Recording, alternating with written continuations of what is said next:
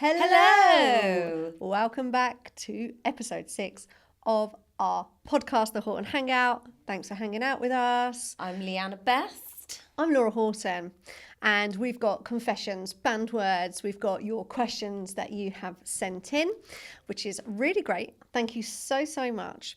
And while we've been getting these confessions in, and we've had some pranks and some different things come through, and do keep sending them. I know we bang on about it, but while getting ready to travel for a couple of nights away for work, I thought, does my husband even realise I do this? And I've been doing it for 9 years now because my son's 9. And it's a little quirk that I have developed.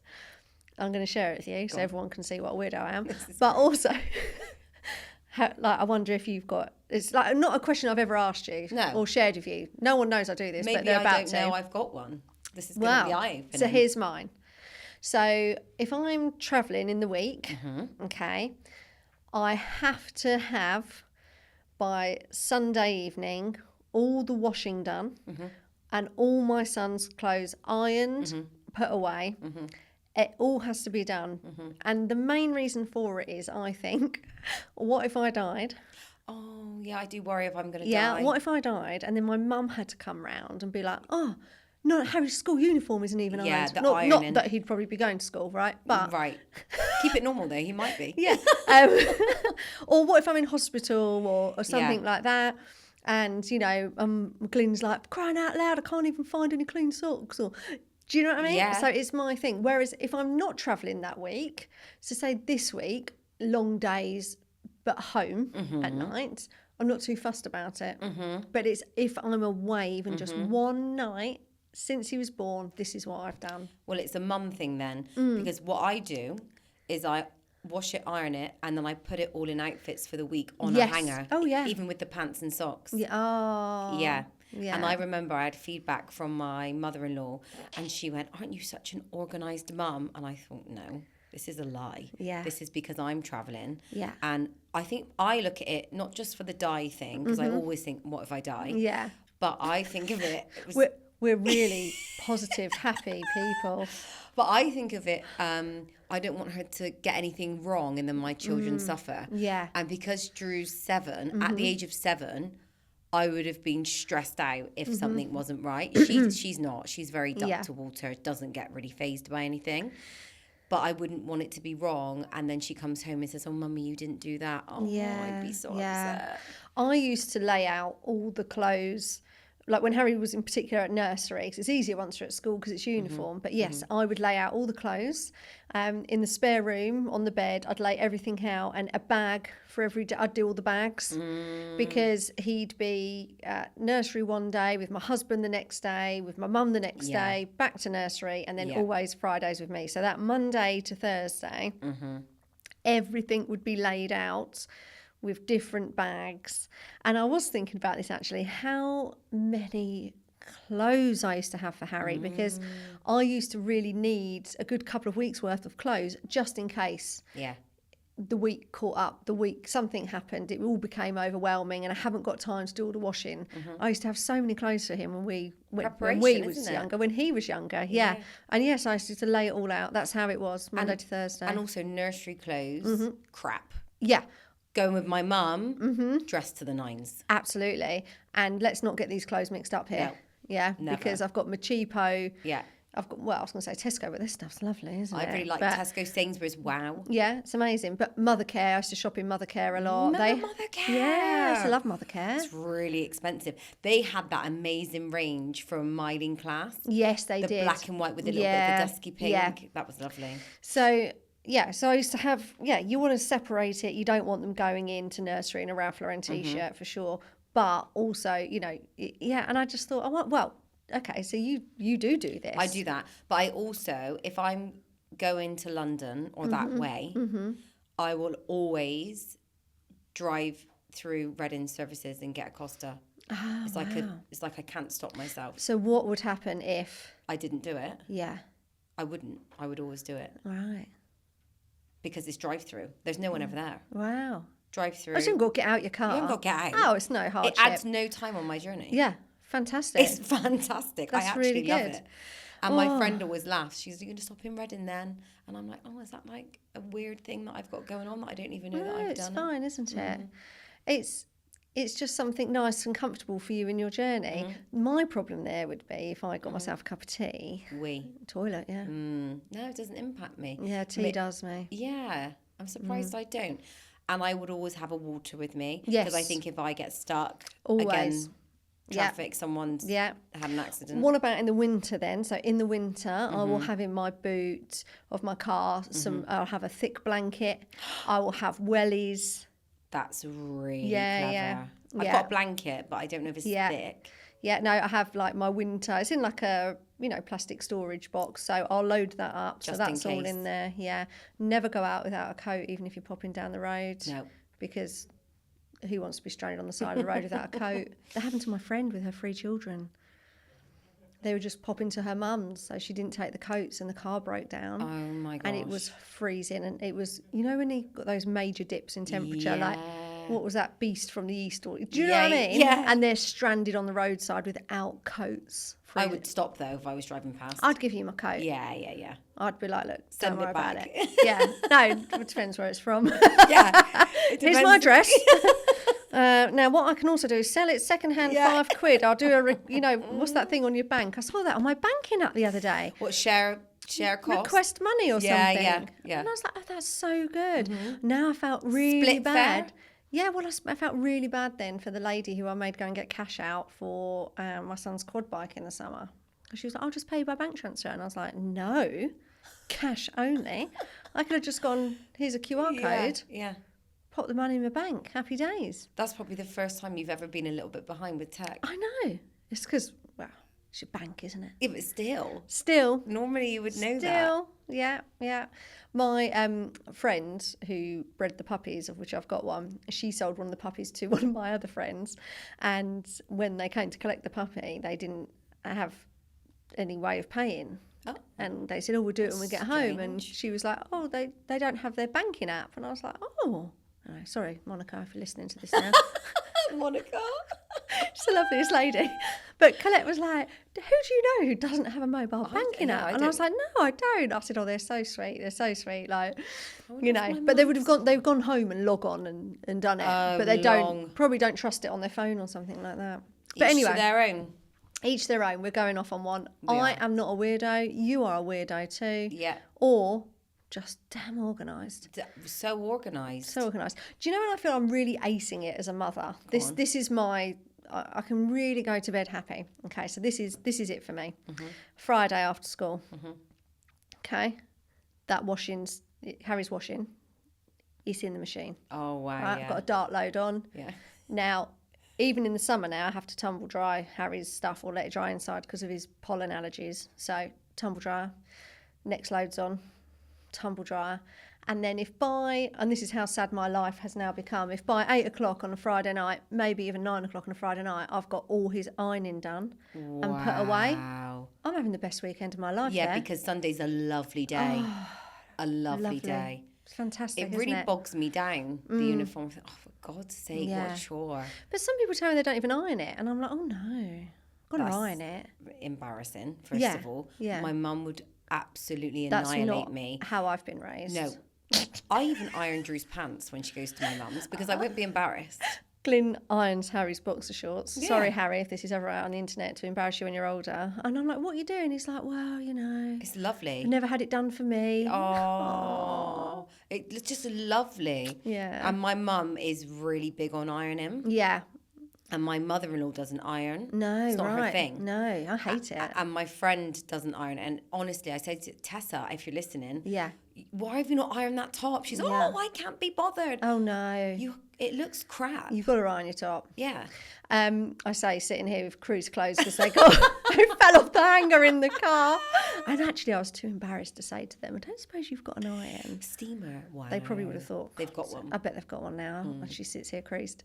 But do you iron your husband's clothes? Never. No. Oh, lie. That's a lie. That's a big fat lie. what will happen is we'll be going out on a Saturday night. Yeah. He'll come home from football and it will always be cutting it fine. I'll be dressed, ready to go. And he goes, oh, I'll just iron my top. Oh, So I'll do it. And then I'm eggy. Yeah. So I do it out of frustration mainly.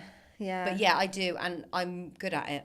So I don't want him to, if it's white, it would be brown or something would go wrong. Yeah.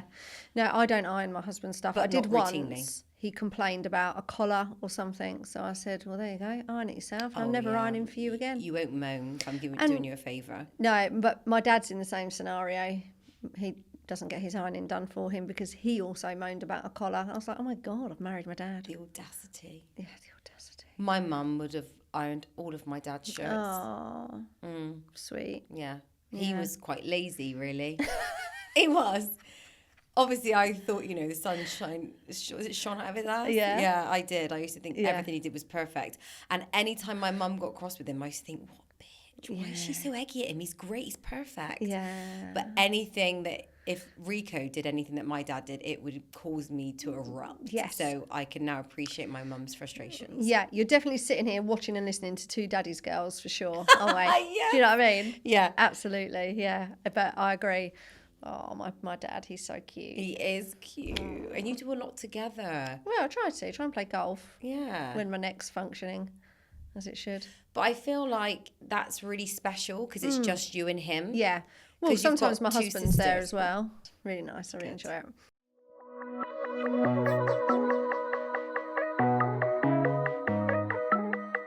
So, speaking of kids in schools, have you heard about the new potential ban on cellular devices A mobile phone. in school? Yeah. I think it's brilliant. Brilliant. I hate kids having phones. I love the communication for adults, but you can have a Nokia 3310 and that will suffice. That will really do you well. That excellent ringtone as Lovely. well. And snakes is an option if you're a bit bored. Yeah. However, smartphones, they just don't work for me with kids. I think back to me and how I was at school, and if I had a smartphone, possibly even a Nokia, I would have been so highly distracted by that. And I also think as a female, as a girl, when you used to fall out with each other at school, how much worse that would have been if you're then deleted from a WhatsApp group in the middle of the day, or everyone's slagging you off on a WhatsApp. Really good point. How are you able to concentrate at school when you've got all of this drama going on around you?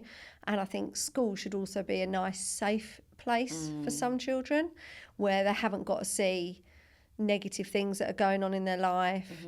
There could be a lot of family drama that they're experiencing, because again, it goes back to mobile phones in the workplace as well, doesn't it? It's a cultural thing. Some practices are not bothered by it, others are like, it's an absolute no, and your day can impact you. And I was just talking to the guys here about my latest bit of technology, the Remarkable. My latest tech. My latest tech. You love it, don't you? Come on. I do love a bit of tech, but one of the guys just said to me, why not have an iPad? I said, because the iPad has got notifications and apps, ping, ping, ping pong. And when I'm trying to be organised and focus on my to-do lists and everything else and ticking things off, I don't want that. This gives me no notifications. Right, okay. Do you know what I mean? Yeah. So I think banning phones in schools, there's loads of schools that have already done it, but this is about the government. It's a call for the government to actually make it legislation, isn't it? That's the difference. And I think it also takes pressure off parents as well. And now, do you know, it's really annoying because I can't remember, but isn't there a country that's banned smartphones for... Yeah, there is. Under I don't 13, know. something like that. So if you're interested in the topic of it, you can go and look a little bit more. But it's, there's a country that's banned smartphones for young children, which I agree with. I think it's under 13s. I think that would be great. Really good. Why really have they helpful got a to the pet. smartphone at that age. Exactly. And that I see it all the time. And throughout the summer, I was at lots of events, barbecues, other people's houses, friends, but maybe not close friends. And it's just... Some children were just on the phone, scrolling, doom scrolling. And also, I always think about how I feel if I've had a scroll. I feel quite yuck and a bit strange. Yeah. So how do they feel? Like, I just can't imagine when I was young sitting there and not moving my body. I was on my bike, I was playing, I was meeting my friend halfway because we rang each other on the phone. It was like, I'll meet you halfway in 10 minutes and wait for each other. Yeah. And the constant access, the constant communication is so unhealthy. I can't bear it for my children. No. And they are going to be those outsider kids that don't fit in with everybody else because they won't have a smartphone. I think there's lots that's going to change, because even if you look at Australia, have banned YouTube for under 16s. Amazing. Perfect. Please do that here. Please. If I could not have to listen to a gamer, that would be great. And the reason I'm listening to it, right, is that I won't let my son sit and watch YouTube on his iPad with headphones, because I don't know what he's watching. And therefore it's on the telly so I can monitor it. And they're just playing Minecraft, and they're just playing Fortnite, and they're just playing Roblox, these random people. And shouting out what they're doing. He loves it. Well, he loves it for Minecraft because he's learning. Yeah. And a part of me gets it. The other part, I'm like, God, this is, you know. So I've been really trying to get him into things like National Geographic channel. Brilliant, all the animals. He's animal mad. Loves same animals. As Drew. Yeah, loves So we it. watch like Blue Planet, Things, Planet that's Earth, it. all of those things.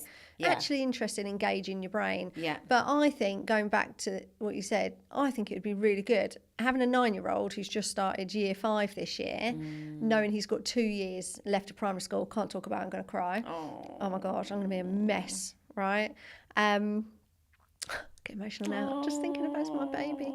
I know, sort yourself out, Laura, get over it. No, don't. I would really, really like it if he didn't have a phone at school, and by that time, so by September 27 it's banned. That for me would be fantastic. Oh, I would love that. I need it. Yeah. Because I won't be able to rest. I mean, they can have an Apple AirTag if I need to track them. That's it. They do not need to. And let's face it, the distance, well, I don't know what your distance is, but from where Drew and obviously eventually Desi will go to primary school, it's up the top of my road.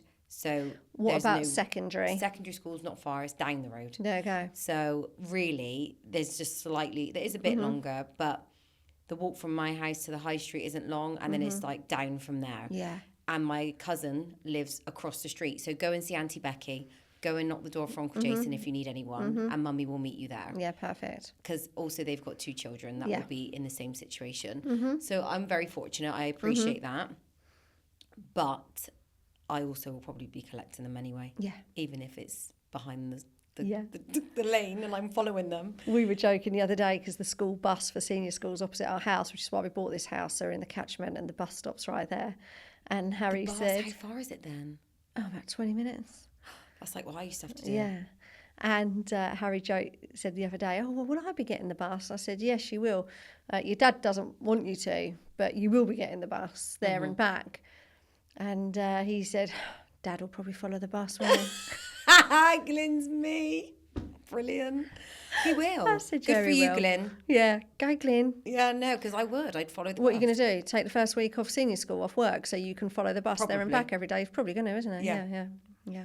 It is so, it's your most precious thing in the world, Oh, though, he isn't it? is, yeah. But I'm like, come on, he'll have an AirTag at least. Yeah, that's lovely. What an invention. Yeah, and then you've got an app for the school that tells you they're there. Yeah. Great. Great. That's all we need. And they can call you from school if they're really desperate. Yeah, They're exactly. not trapped. No, they're not trapped. They're not in prison. No. And I wouldn't want Drew to ever get in trouble for using a phone or anything like that. I keep saying Drew because she's my oldest, by the way. I do have 2 children. Yeah. But Desi's 3, so we're you're way off. Way off, yeah. Bless. But yeah, let's hope it comes into play. That's very much so. Absolutely.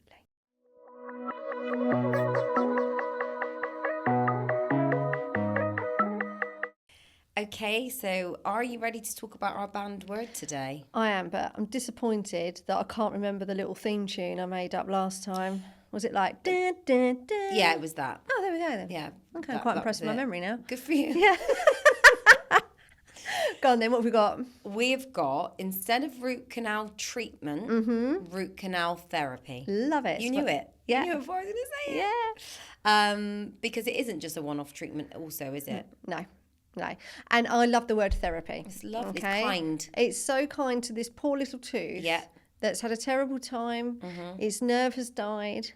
It's strangled itself. It's been in terrible pain. It's potentially created an abscess out the apex, and or it might have been like Vesuvius out the top, and it's broken and it's decayed and it needs some love. So root canal treatment has so many negative connotations around it. People go, oh my God, I've heard of that. And it's also getting worse. Horror stories about root canal treatment and all of this. So I think for a lot of it's for patients rephrasing it, changing the language, making it as a therapy for the tooth. It's a therapy for the tooth. And so much nicer. And then the explanation that goes along with it. Yeah. So I was in a practice with one of my clients going back a while ago now, and we were doing handover role play. And one of the dentists there, I don't know why he chose it, but he chose to talk about root canal therapy. Because he's a dentist, and dentists love RCTs. He was wonderful, though. The way he explained it, I was, you have to sit back and watch, and I was like, lovely. And I said to him after, that was really lovely how you explained it. It was really nice, very positive. Straight away, he was role playing with another dentist. Yeah. And bless the other dentist who's going, really invested. But he said, I'm sure I say those words and that makes you feel quite panicked. And I thought, love that. Yeah. Good for you. Because it is like open dialogue. I'm sure you're feeling this. Let's talk about it. Yeah. Let's get everything out in the open. Exactly. Yeah. Rather than you do need a root canal treatment on that tooth. And then with the other tooth, skirt over it, move on. No explanation. So yeah, he was amazing. Yeah.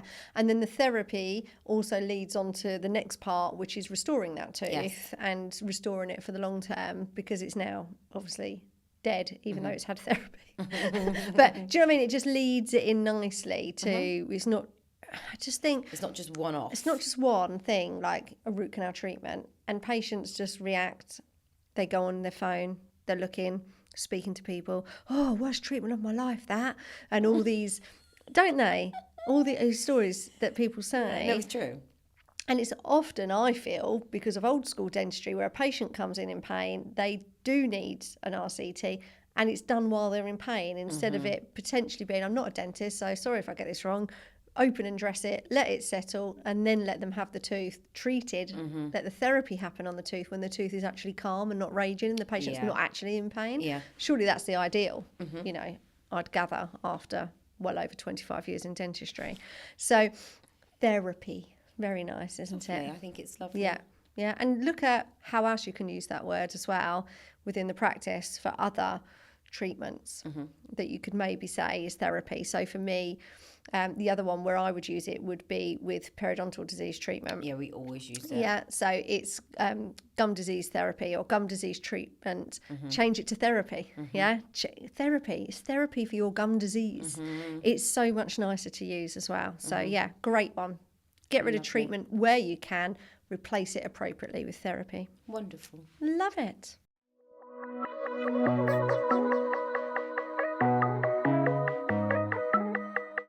Right, so I have a really good Horton Hangout question for you today. Okay. I am a TCO and I'm keen to optimize my systems and workflows with AI.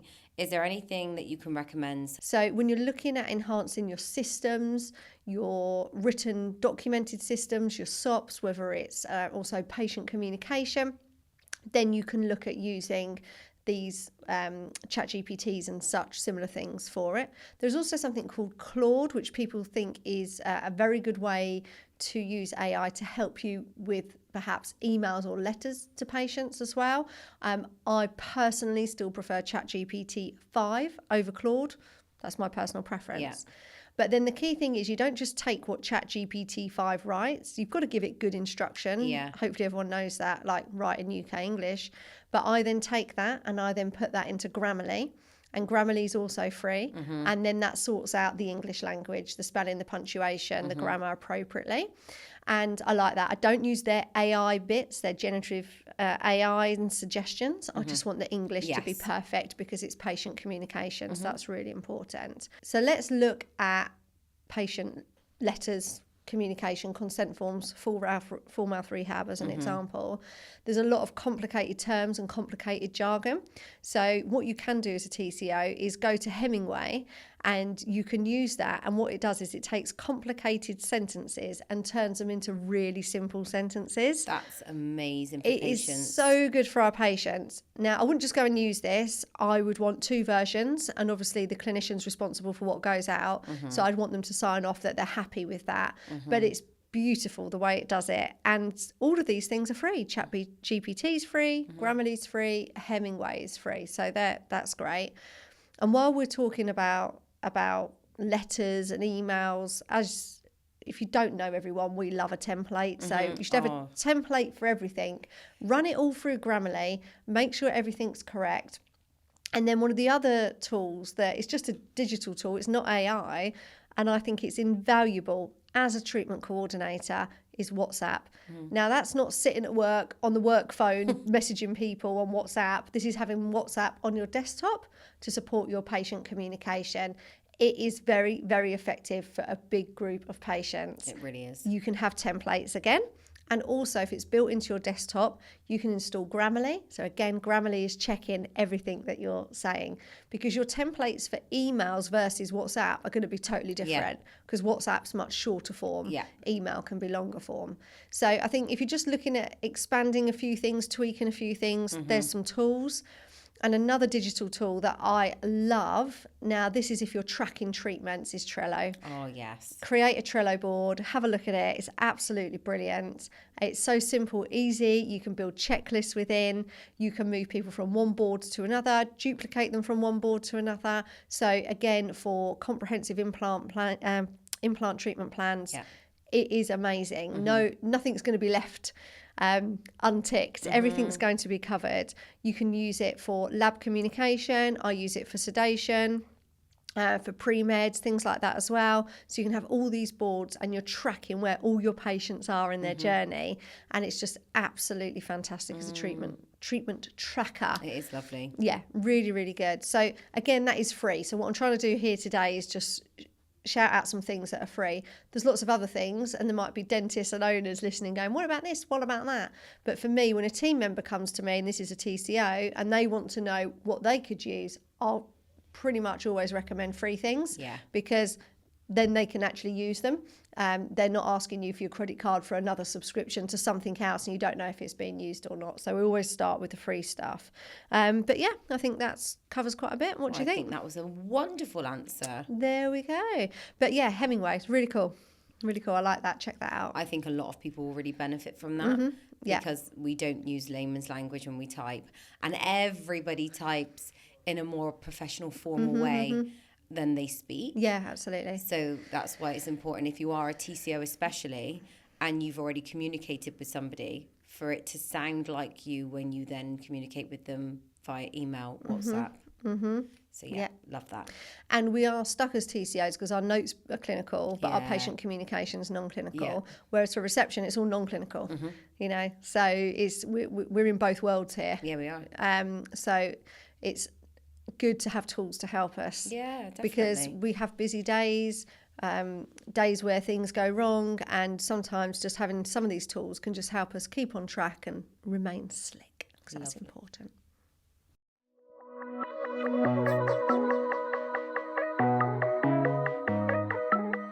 So now it's time for Confessions of, and this is Confessions of a Practice Manager. Ooh, okay. We both love this feature. I love this feature because you never know what's coming. No, we don't. So let's do this. I'm a practice manager and I work in a very busy city centre practice. I'm somebody who likes to lead from the front, so I often spend time on front of house with my receptionist. Nice, like that. Very nice and supportive. Covering for lunch. Lovely. Where we work, it's got a lot of glass, so we can often see people walking by. I see somebody that doesn't look like a familiar face approach the door and open up.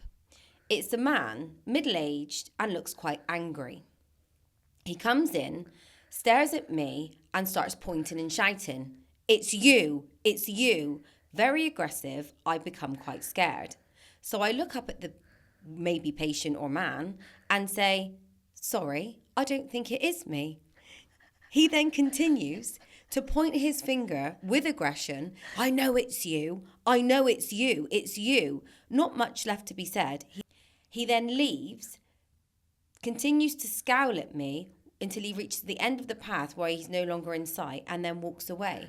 I've never seen this man before. I have not seen him since, and I still don't know what I was supposed to have done. Did that start with city centre, did you say? City centre. Wow. You know what these city You get all centres are walks like. of life. You know, you do. I wonder how scared she must have been. Yeah, it sounds quite intimidating, doesn't it? We're laughing. It's you. It's you. It was me. What have I done? What? It's you. What, have I got food on my face or something? What's going on here? Yeah, that is quite intimidating, isn't it? Yeah, I would because- say. Go on. No, I'm just thinking because it's city centre, that's got to be someone who's maybe, Mentally not well. yes, in a very, very nice way. I'm trying to say that because in the Fragile. last season we had the person who come in taking their top off, throwing it. Do you remember? Yeah. And I was like, that has to be a dare. Yeah. This isn't. No, this because, is angry. yeah, this is aggression, and this person sounds, I don't know, pretty convinced that it's It's you. her. It's you. You know? What's me? Wow. Well, lucky nothing's come of it. Keep us posted, eh? Keep us posted on that one. At least it was you, not your team. Yeah, exactly. Yeah, and good on you for covering reception. Isn't it lovely? Very, very nice. Very nice. Thank you so much for that confession. That is the end of this episode. Thank you so much for hanging out with us. Thank you. See you again. Please follow, like, subscribe, all the usual stuff. Really appreciate it.